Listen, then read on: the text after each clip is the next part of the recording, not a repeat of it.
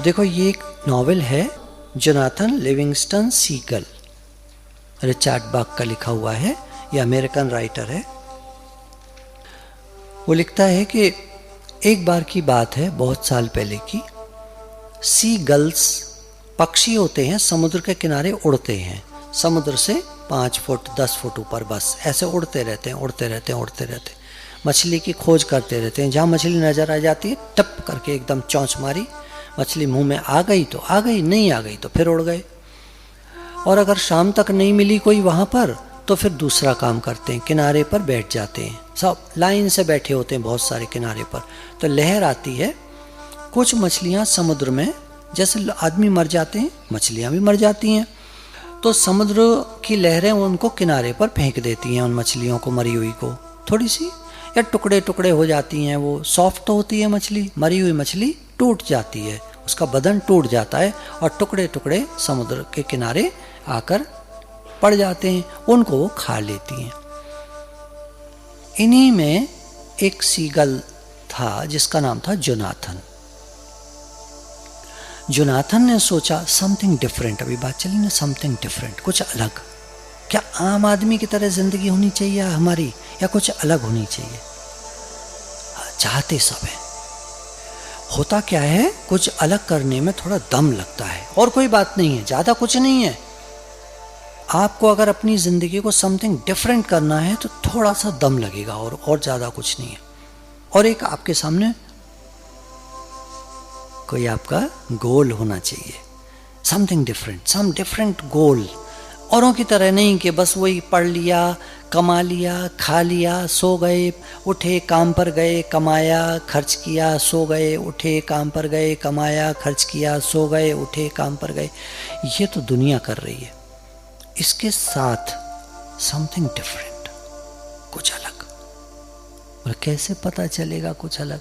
पता ऐसे चलेगा कि तुम जब ये भावना रखोगे अंदर में, ये परमात्मा काम होता है। देखो, हमारा माइंड जो है ना, कनेक्टेड है टू द सुप्रीम कॉन्शियसनेस। हमारा ये सब कॉन्शियस माइंड, ये बहुत पावरफुल होता है। हम जो सोचते हैं पूरा कराने में लग जाता है। आप सोचोगे मुझे जुआरी बनना है, बढ़िया, वैसी सर्कमस्टेंसेस बनने लगेंगी, आपको जुआरी मिलने लगेंगे, वो बोलने लगेंगे, जुआ खेलोगे? हाँ, अरे वाह, मैं तो चाहता ही था। वो पकड़ के आपको ले जाएगा कहीं अड्डे पर जहाँ जुआ खेला जाता है।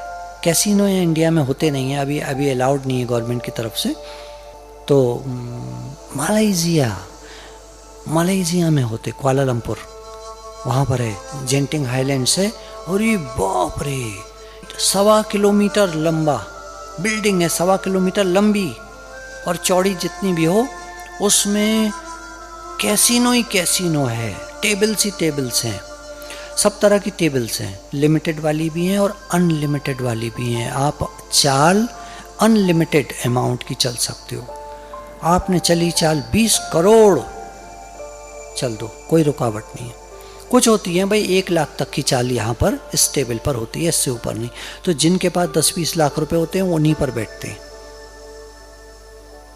और जो करोड़ के हिसाब से बैंक बैलेंस होता है जिनका, वो जुआ खेलते हैं तगड़ा। उनको वो मिल जाते हैं अपने अकाउंट के हिसाब से, टोकन टाइप के होते हैं, प्लास्टिक के, कलर्ड, तरह तरह के डिज़ाइन के, कलर्ड। तो वो डिनोट करते हैं 10,000 का है, ये 1 लाख का है, ये 10 लाख का है, ये 1 करोड़ का है, 10 करोड़ का है। अब खेलते हैं वो चाल, आपको मिल जाएंगे ऐसे। आपका होगा मैं साधक बनूं, साधना करूं, परमात्मा की तरफ बढ़ूं, और मेरा मतलब एक ऊंचा लक्ष्य है और बहुत सारे लोग मेरी ज़िंदगी से फ़ायदा उठाएं, बहुत सारे लोगों को लाभ मिले।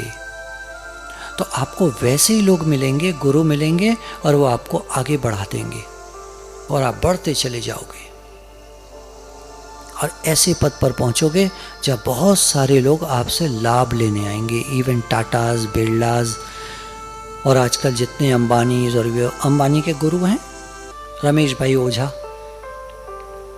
आसाराम बापू, ये तो कई मिनिस्टरों के गुरु हैं, बहुत सारे हैं ऐसे। तो वो गुरु हैं ऐसे लोगों के। वो लोग आते हैं, उनसे आशीर्वाद लेते हैं, सत्संग सुनते हैं, कुछ तो कान में जाता ही है। तो आप ऐसे बनो, अलग निकलो, समथिंग बिग।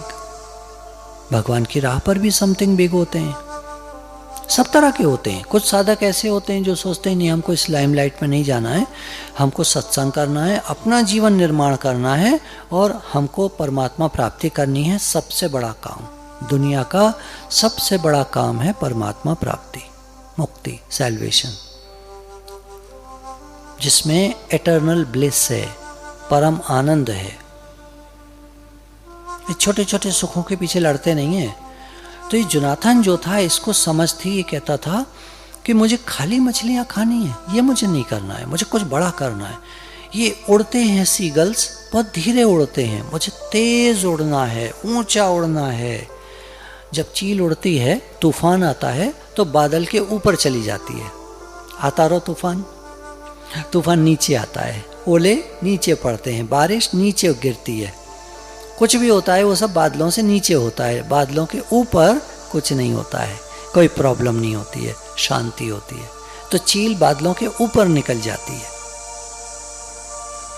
तो उसने चील से सीखा कि मुझे भी बादलों के ऊपर जाना है, और वो उड़ने लगा। कोई सीगल बादल के ऊपर जाता ही नहीं था, और वो जोनाथन बादलों के ऊपर जाने लगा। फिर भी उसको लगा कि मेरी रफ्तार कम है। अंदर में उसको आया मुझे रफ्तार बढ़ानी है। जब वो ये सब कर रहा था तो उसके माता पिता ने उसको डांटा कि तुम क्या कर रहे हो, अब सर्दियां आने वाली हैं, बर्फ जम जाएगी, समुद्र भी जम जाता है, पता है नॉर्थ और साउथ पोल पर समुद्र भी जम जाता है, पूरा आइस बन जाती है वहां पर। तो बोला मछली कहां से खाएंगे हम लोग। ये इंग्लैंड के आसपास की बात है या अमेरिका के आसपास की। वहां अमेरिका जो ऊपर का हिस्सा है ना, नॉर्थ अमेरिका का अपर पार्ट, वहां बर्फ ही बर्फ रहती है, कनाडा के ऊपर। तो बोला बर्फ ही बर्फ होगी, हम लोग कहां से खाएंगे। तो टुकड़े फिश के बीन करके सुखा लेते हैं वो लोग। चिड़ियाओं को इतनी अकल होती है, और अपना जहाँ उनके पत्थर वत्थर पड़े होते हैं वहाँ कुछ जगह ढूंढकर अपनी और खोद करके उसमें गाड़ देते हैं, उसको ढक देते हैं, और सूखे हुए टुकड़े पड़े रहते हैं और समय समय पर उसको खाते रहते हैं। वहाँ छुपे रहते हैं वो सर्दियों में। तो बोला कि तुम ये सब नहीं करोगे तो कैसे जियोगे, तुम क्या करने में लगे हुए उड़ने में। तो बोलता है कि पर मेरे को ये सब नहीं अच्छा लगता जो सारे लोग करते हैं, मेरे को बहुत ऊंचा उड़ना है और बहुत तेज उड़ना है। तो वो कहते हैं कि नहीं तुम ये सब नहीं कर सकते, ये सब गलत है, हमारे यहाँ ऐसा नहीं करते हैं, है ना, हमारे यहाँ ये काम नहीं किया जाता है। मम्मी पापा बोलते ना अक्सर, हमारे यहाँ ये सब नहीं होता है। तो जोनाथन ने कहा ठीक है, मान ली बात। 2-4 दिन गुजरे, उसके अंदर का जो जोश था उसको रुकने ही नहीं दे रहा था। उसको लग रहा था मैं उड़ूं मैं उड़ूं मैं उड़ूं, अंदर से होता है ना, हम ये काम करें। जब कोई एक अंदर में जब ये हो जाता है कि मुझे करना है, तो फिर वो चीज़ के लिए बार बार मन करता है। मैंने एक बार बताया था ना आप लोगों को कि मैंने जब ये बिल्डिंग बन रही थी तो हमारा जो कॉन्ट्रैक्टर था, कोई मैं काम कहता था तो थोड़ा सा हालांकि हो चुका होता था, पर उसको ठीक करने में दोबारा मेहनत लगती थी। पर जब मैं कहता था तो कहता था हो जाएगा, करना है तो करना है। उसको रटा हुआ था ये। वो मेरे को कहता था साहब जो करना है वो करना है। उससे मैंने बहुत सीखा। 5 साल हो जाएंगे जुलाई में, तो तब से जो मैंने सीखा है वो मेरे आज तक काम आ रहा है। करना है तो करना है। अपने गुरु से तो मैंने हजारों बातें सीखी हैं, पर एक बात बता रहा हूँ, एक संसारी आदमी भी कभी हमको कुछ सिखा जाता है। गुरु तो हमको सब कुछ सिखाते हैं, सब कुछ A to Z सब गुरु का दिया हुआ है। आज उससे भी जो मैंने सीखा वो गुरु की बदौलत, क्योंकि अगर गुरु का ज्ञान मेरे साथ ना होता तो उससे क्या सीखता मैं, कुछ सीखता? कोई नहीं सीखता किसी से। एक अज्ञानी जो है वो ज्ञानी से भी नहीं सीखता है, और तो छोड़ दो। तो जब वो नहीं माना, फिर उड़ान उसने शुरू कर दी, तो वहाँ के मुखिया ने उसको बुलवाया और कहा तुम ये सब क्या करने में लगे हो, हमारे यहाँ ये नहीं होता है। तो उसने कहा मुझे तो करना है। तो उन्होंने कहा तुमको निकाला जाता है हमारी उससे सोसाइटी से, देश निकाला दे देते हैं ना, निकल जाओ यहाँ से। तो वो बेचारा दूर कहीं पहाड़ों की चट्टानों पे जाकर रहने लगता है। तो जब वो वहां रहने लगता है, एक दिन क्या होता है, उसके अंदर में तो बहुत जोश था। 2 सीगल्स आती हैं और वो कहती हैं हम तुम्हारे लगन को देख रहे हैं, तुमको बहुत लगन है, तो हम तुम्हें एक ऐसे व्यक्ति के पास ले चलते हैं जो तुम्हें तुम्हारी मंजिल तक पहुंचाएगा।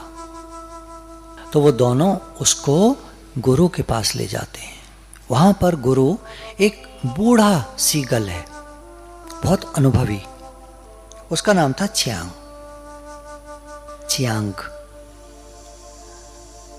तो वो कहता है कि देखो, जब तक तुम अपने को इस शरीर मान रहे हो, दिस 3 डायमेंशनल बॉडी, लंबाई, चौड़ाई, ऊंचाई, मोटाई, पतलाई, ये सब तुम नापते हो। हम लोगों की बॉडी गोल है ना, स्फेरिकल ऐसे है, लंबाई है, ये 3D में है, फ्लैट थोड़ी है हमारी बॉडी, एक पेज की तरह है क्या, ऐसे है क्या हमारी बॉडी?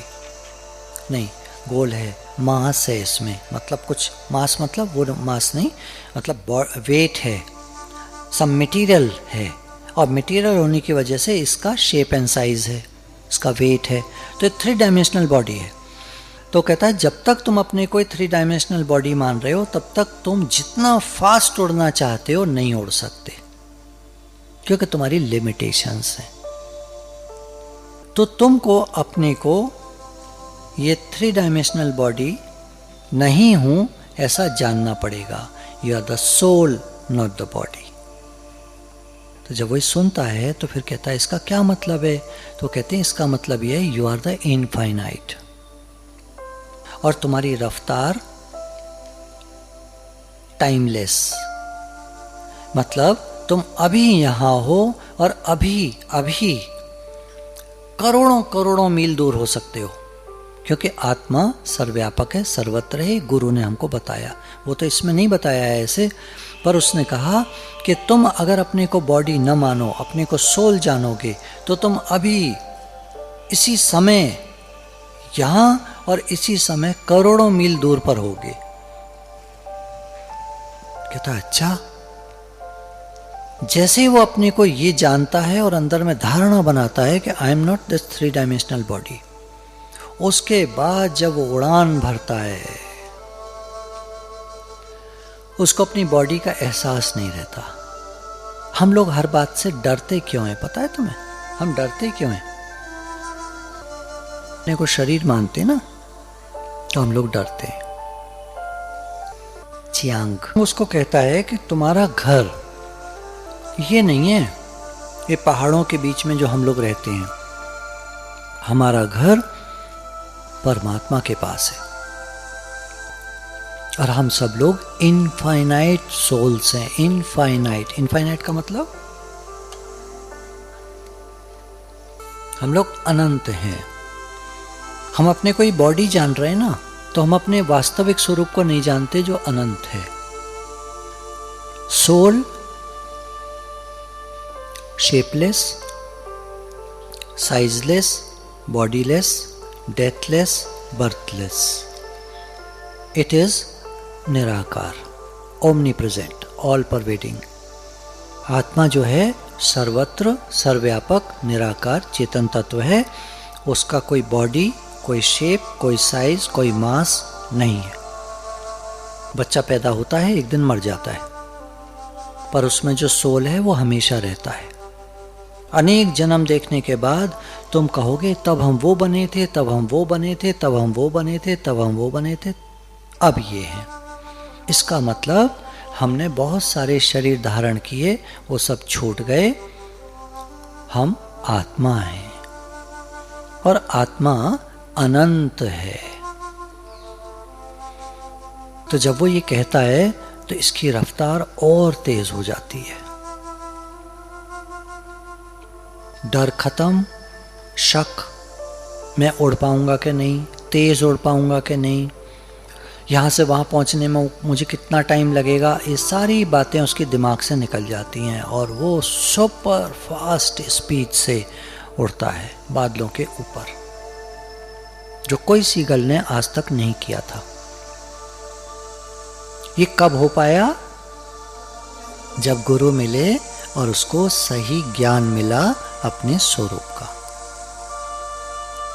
अब हम अपने को मान तो रहे बॉडी, शरीर, और करना चाहते हैं समथिंग बिग, तो कैसे करेंगे? एक छोटा आदमी बड़ा काम कैसे करेगा? वही बात आ गई। तुम 5 रुपए तो अभी दे सकते हो, 5 रुपए दे सकता है कोई? और 1 करोड़ कौन कौन दे सकता है ना?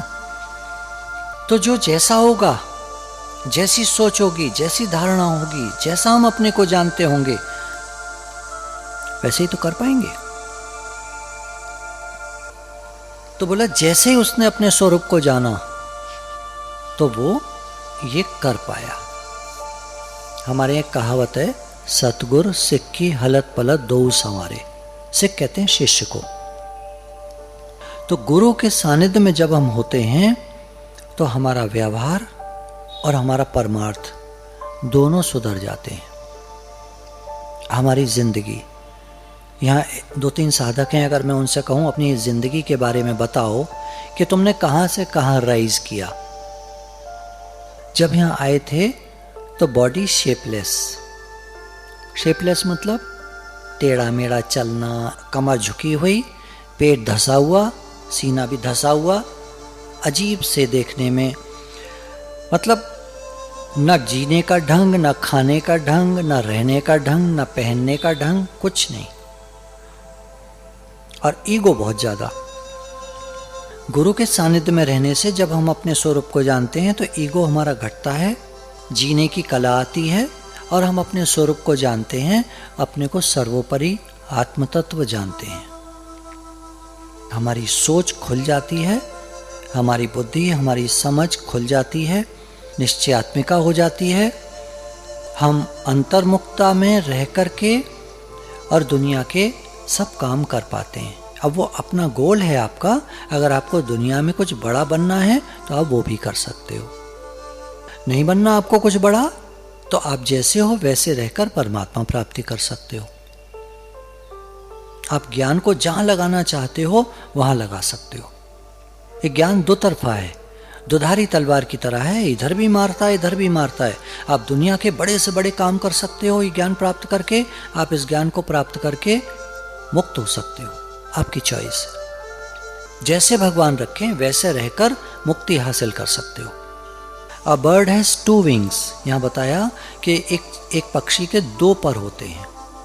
तो बताया एक श्रद्धा है और एक विश्वास है। इन्होंने कहा कि अगर उसको सिंबॉलिक वे में हम लेते हैं, व्यावहारिक रूप से देखते हैं, तो थॉट एंड फीलिंग्स, ये 2 पर हैं, थॉट एंड फीलिंग। जैसा विचार होता है वैसी फीलिंग आती है और वैसी आदमी करता है। These are the divine agencies that move, fashion and control your entire future. तुम्हारा भविष्य बनता है विचारों से, भावनाओं से। जैसा हम सोचते हैं, as you think so you experience, जैसा हम सोचते हैं वैसे ही अनुभव होने लगता है।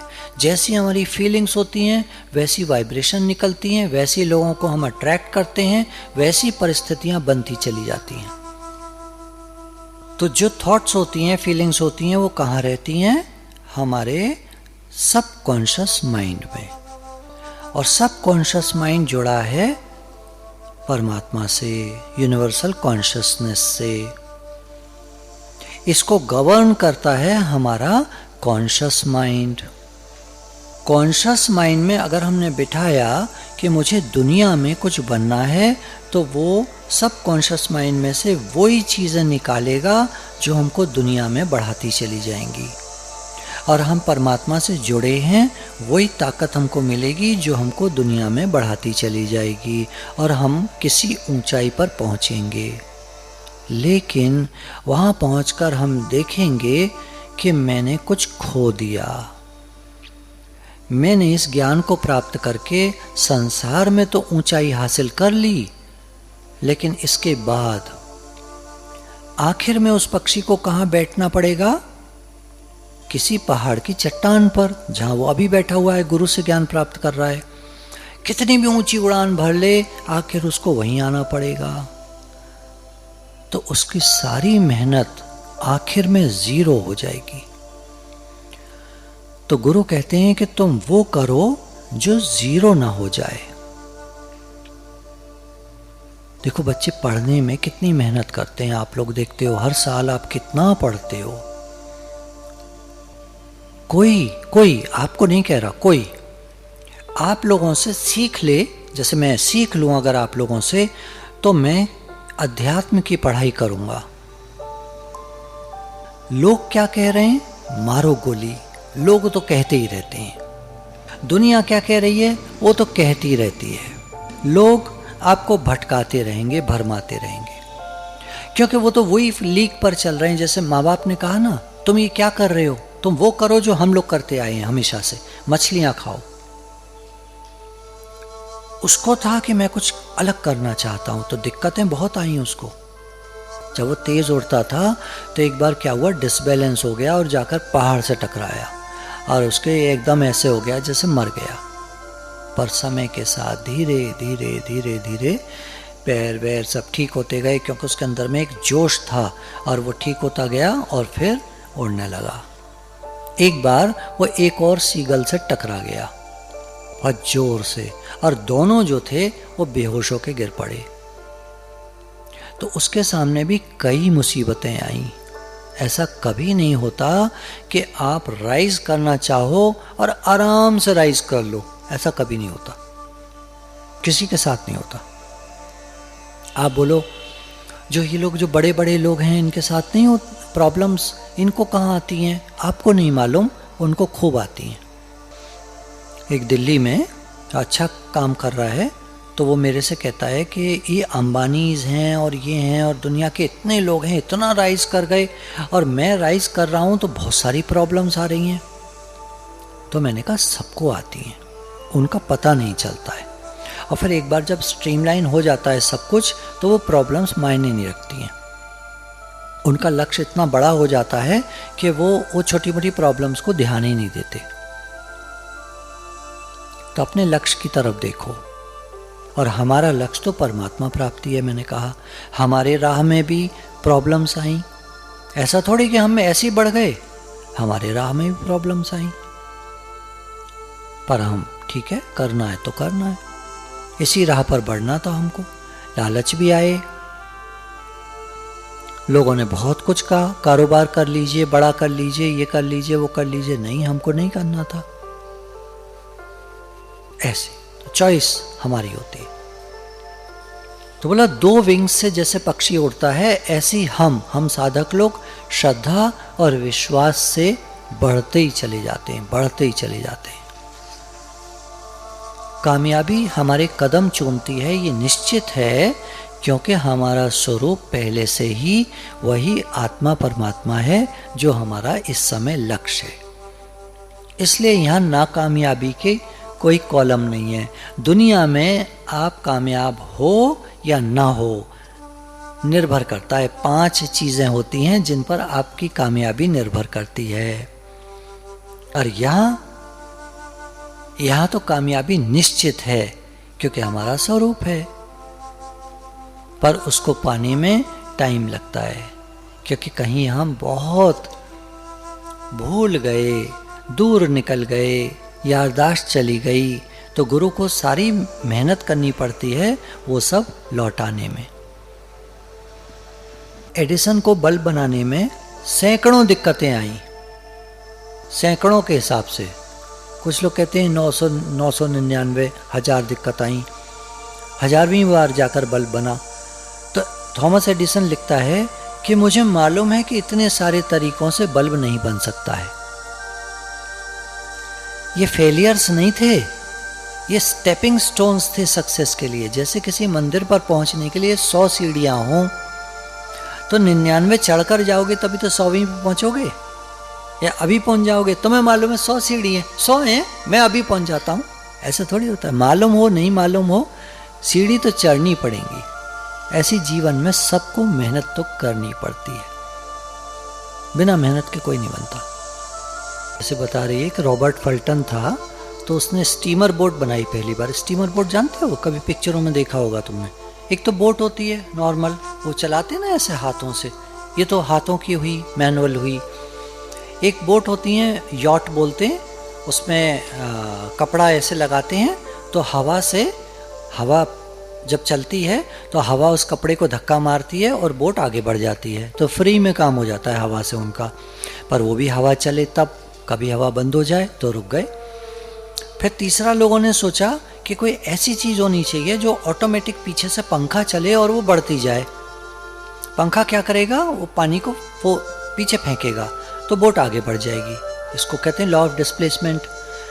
हाथों से भी क्या करते हैं, वो पानी को धक्का देते हैं, पानी को पीछे धक्का देते हैं तो बोट आगे बढ़ जाती है। तो वो नीचे पंखा चले कैसे, हाथ से चलाएंगे तो हाथ थक जाएगा बहुत बुरी तरह।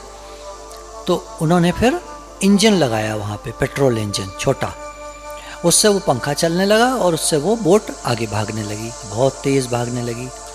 फर्स्ट टाइम जब ये बोट बनी तो लोग इकट्ठे हुए देखने के लिए, अरे ये बोट चल ही नहीं सकती है, इंजन ही नहीं स्टार्ट होगा। चलो इंजन स्टार्ट हो गया, बोले हाँ इंजन स्टार्ट हो गया, अभी आगे कैसे बढ़ेगी, आगे नहीं बढ़ेगी। आगे भी बढ़ने लगी, बोले अरे ये रुकेगी कैसे, रोको रोको इसको, ब्रेक तो है नहीं, पानी में रुकेगी कैसे। तुम क्या सोचते हो रुकेगी कैसे, वो चल तो पड़ी बोट, अब रुकेगी कैसे। पेट्रोल खत्म हो जाएगा तब रुकेगी, तब तक तो पता नहीं कहाँ जाके भिड़ जाएगी। मशीन बंद कर देंगे, पर जो स्पीड है, मानो रोकना है, आगे कोई आ गया, मानो आगे पानी का जहाज बड़ा वाला आ गया, सामने से आ रहा है और हम तेज चले जा रहे हैं, अब कैसे करोगे आप। बोला मोड़ देंगे, बोला मोड़ने का ठीक है, मोड़ लोगे, कहाँ तक मोड़ोगे, कभी ये आ गया कभी वो आ गया, कभी तो कुछ ऐसा हो जाएगा जब मोड़ने का काम नहीं रहेगा, फिर क्या करोगे। ब्रेक होंगे उसमें, सड़क पे भाग रही है ना, पहिए हैं तो ब्रेक होंगे उसमें। काहे में ब्रेक लगाओगे यार, पानी में भागती हुई चीज के ब्रेक कैसे लगाओगे। उसका फिर उन्होंने सिस्टम निकाला। तुम्हारी गाड़ी में क्या होता है, कार में, मानो ब्रेक फेल हो गए, मानो ब्रेक नहीं है कार में, एक और सिस्टम होता है उसमें, हैंड ब्रेक, पर वो नहीं काम करेगा वहां पर स्टीमर में। जैसे वहां एक बात है, अगर आप चलती गाड़ी में बैक गियर डाल दोगे तो सारे गियर टूट जाएंगे, नहीं डाल सकते आप, पर वहाँ पर ये सिस्टम है। उसमें जो पंखा चल रहा होता है वो एक ब्रेक होता है, उससे उसको पंखे को रोक देते हैं एकदम। जो मोटर चल रही है, कोई मोटर, ये पंखा घूम रहा है, आप हाथ नीचे कभी देखा है तुमने, बिजली वाला आता है वो घूम रहा है, घूमे जा रहा है, बंद तो कर दिया है स्विच, अरे कौन रुकेगा इतनी देर, अब इसको 2 मिनट रुकने को चाहिए, 2 मिनट कहाँ है उसके पास, हाथ लगा देता है यूँ, रुक जाता है। तो उन्होंने एक ब्रेक डेवलप किया, वो पंखा जो घूम रहा था तेज़ी से, इंजन बंद किया, बंद मतलब उसको वो कम कर दिया एकदम एक्सेलेटर को, इंजन वो हो गया डाउन, ब्रेक है, उसने पंखे को रोक दिया, इंजन उल्टा बैक गियर में डाला, पानी यूँ फेंकने लगा। तो क्या होगा बोट को, जो अभी पानी पीछे फेंकने से यूँ भाग रही थी, अब पानी यूँ फेंकना शुरू कर दिया उसने, तो क्या होगा, बोट एकदम जैसे पीछे को तो रुक जाएगी, पहले रुकेगी फिर पीछे भागने लगेगी। तो जैसे ही वो रुकती है बस वो इंजन को बंद कर देते हैं, फिर स्टार्ट कर देते हैं आगे के लिए, गियर डाल देते हैं आगे का। तो रोकने का क्या तरीका हुआ, इंजन को उल्टा घुमा दो। बैक गियर डालना क्या होता है, हम गाड़ी को क्या करते हैं, बैक गियर डालते हैं तो उल्टी पीछे को चलने लगती है ऐसे। तो उन्होंने ये सिस्टम, तो वो लोग चिल्लाने लगे रुकेगी नहीं रुकेगी नहीं। उसने किया हुआ था इंतज़ाम, उसने एकदम इंजन बंद किया, मतलब वो किया, स्लो किया ब्रेक से, और उसके बाद उल्टा चला दिया, तो वो बोट जो थी रुक गई। तो नेगेटिव चिल्लाने वाले तो बहुत होते, ठीक है ना। तो आपको जो करना है तो करना है, सीखने को मिलता है ना, करना है तो करना है, कैसे भी करना है। सब अकल काम करती है, हमारे सबकॉन्शियस माइंड में सब कुछ है।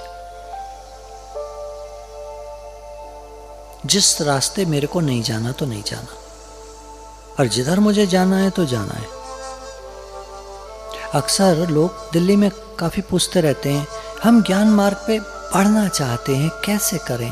अब मैं कैसे बताऊं कि कैसे करें? ये तो अपना शौक होता है। मेरे को बढ़ना है तो मैं बढ़ता जा सकता हूं। ये मेरी मेहनत, मेरा शौक मुझे आगे बढ़ाएगा। अब तुम्हें कैसे बढ़ना है, अब ये मैं कैसे बता सकता हूं? ये तो तुम बढ़ो, तुम अपना इंजन चलाओ, तुम अपनी मेहनत करो। मेहनत नहीं करना चाहते तो फिर मैं क्या कर सकता हूं? यहाँ कोई पकी पकाई तो रोटी है नहीं कि किसी ने मुंह में खिला दी तुमको। यहाँ तो सबको अपनी मेहनत करनी पड़ेगी। ये आकाश मार्ग है। Everyone has to fly on his own wings. श्रद्धा और विश्वास और मेहनत, मेहनत के बिना कुछ नहीं है, कहीं नहीं है। 1 लाख रुपया मैं अभी तुम लोगों को बोलूं कौन कौन कमा सकता है अभी 1 महीने के अंदर, अगले महीने में, तो मैं मान लूंगा। और अपने कमा के, ये नहीं कि कहीं से उधार ले आए, मांग लाए, कि वापस तो कर ही देंगे, वापस नहीं करूंगा, रख लूंगा मैं। कौन कौन कमा के दे सकता, कमा के कौन कौन दे सकता है? तो क्या मतलब हुआ, मैं क्या पूछना चाह रहा हूं, आपको इतनी लायकियत है कि नहीं? नंबर 1 मतलब are you qualified to earn that much money? क्या आप उतना पैसा कमा सकते हो, उतने क्वालिफाइड हो? एक। और दूसरा, क्या आप इतनी मेहनत कर सकते हो? 1 करोड़ वाले को कहो 2 करोड़ बनाने हैं, उसके लिए आसान है। तुम्हारे लिए 1 लाख कमाना बहुत मुश्किल है। मैं अपनी तरफ देखता हूं, अगर कोई मुझसे कहे 20,000 रुपया आप महीने का कमा सकते हैं, शायद मैं नहीं कमा सकता। मेरे को दम नहीं है कि मैं कमा लूं। 10,000 भी नहीं कमा सकता मैं तो, 5,000 भी नहीं कमा सकता। सच बता रहा हूं आपको, क्योंकि मेरे को पढ़ाई किए हुए बहुत समय हो गया। कारोबार में करता था, वो मेरा सब छूट गया। अब मेरे पास कोई कारोबार नहीं, मैं कहाँ से कमा के दूंगा? ट्यूशन भी अगर मैं करता हूँ तो मेरे को पढ़ाई याद नहीं है, मैं पढ़ाऊंगा क्या? अगर 10th का बच्चा मेरे पास आ जाए कि मुझे जो है आप केमिस्ट्री पढ़ा दीजिए, मेरे को नहीं आती, याद नहीं है, अब मैं कैसे पढ़ाऊंगा? तो 1,000 रुपया भी नहीं कमा सकता मैं तो। 1,000 कमाना भी मुश्किल है। करोड़ वाले के लिए 2 करोड़ बनाना ज़्यादा आसान है। हम लोगों के लिए 1,000, 2,000, 10,000, 50,000, 1 लाख महीने का जैसे तुम हो कमाना बहुत मुश्किल है। लेकिन अगर हम ठान लें तो आज से 2, 4 साल, 5 साल में पढ़ लिख कर जब तैयार हो जाओगे और कोई जॉब अच्छी सी तुम्हें मिल जाएगी तो तुम्हारे लिए कमाना आसान हो जाएगा। उसके लिए क्या है, तैयारी करनी पड़ेगी पूरी। ऐसे हम लोगों का है। जब हम चले थे हमको कोई ज्ञान नहीं था, कोई समझ नहीं थी। चलते चलते चलते चलते चलते चलते आज 28 साल हो गए आज। अब वो नया आदमी मुझसे पूछ रहा है मैं कैसे आगे बढ़ूं। अब मैं क्या बताऊं कैसे बढ़ूं? अपना जीवन दे दो इधर, बढ़ते ही चले जाओगे। रुकने का कोई काम नहीं है, ब्रेक की जरूरत नहीं है यहाँ पर।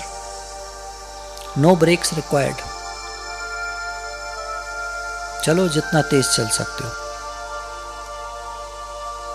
तो थोड़ा अगर समय बढ़ने वाला साधक और फास्ट उन्नति कर सकता है, उसमें चाहिए श्रद्धा और विश्वास। गुरु भगवान के प्रति अटूट श्रद्धा और विश्वास कि मैं कर सकता हूं, मैं परमात्मा प्राप्ति कर सकता हूं, और वो कर जाएगा। रुकावटें आएंगी, बाधाएं आएंगी, परेशानियां आएंगी, डरना नहीं है। एक राजकुमार था ना, गुफा में जा रहा था तो आवाजें आ रही थी तरह तरह की, तो उसको गुरु ने बोल दिया था तुम्हें बस पीछे मुड़ के नहीं देखना है। अगर तुमने पीछे मुड़कर देख लिया तो तुम भी पत्थर की मूर्ति बन जाओगे, जैसे वहाँ बहुत सारे खड़े हुए हैं। और उसके माता पिता भी वहीं पर गुफा में पत्थर की मूर्ति बने हुए खड़े हुए थे। और तरह तरह की आवाज़ें, कभी डरावनी, कभी प्यारी सी, कभी माँ की आवाज़, कभी पिता की आवाज़, बेटा तुम आ गए। और वो एकदम पीछे मुड़कर देखता तो पत्थर का हो जाता। पर उसने गुरु की बात को याद रखा। यह है विश्वास, श्रद्धा और विश्वास। और वो बढ़ता गया और खजाना उसको मिला। और जैसी खजाने की पेटी उसने खोली, उसमें से तेज प्रकाश निकला और सारे जो पत्थर बने हुए थे लोग, वो फिर से आदमी बन गए। तो कितने लोगों का तो भला कर दिया और खजाना भी प्राप्त किया। एक कहानी है, विचारकों ने कहानियां लिखी हैं बच्चों की समझ खोलने के लिए। कहानी पढ़कर समझ खुलती है। कि अगर हम परमात्मा की ओर बढ़ गए और परमात्मा मिल गए तो हमारा सारा जीवन सफल हो जाएगा। ध्रुव को परमात्मा मिले तो राजा उत्तानपाद की लॉटरी लग गई, उनका जीवन सफल हो गया, ग्रंथों में पुराणों में उनका नाम आ गया। गुरु के अनंत शुक्राने।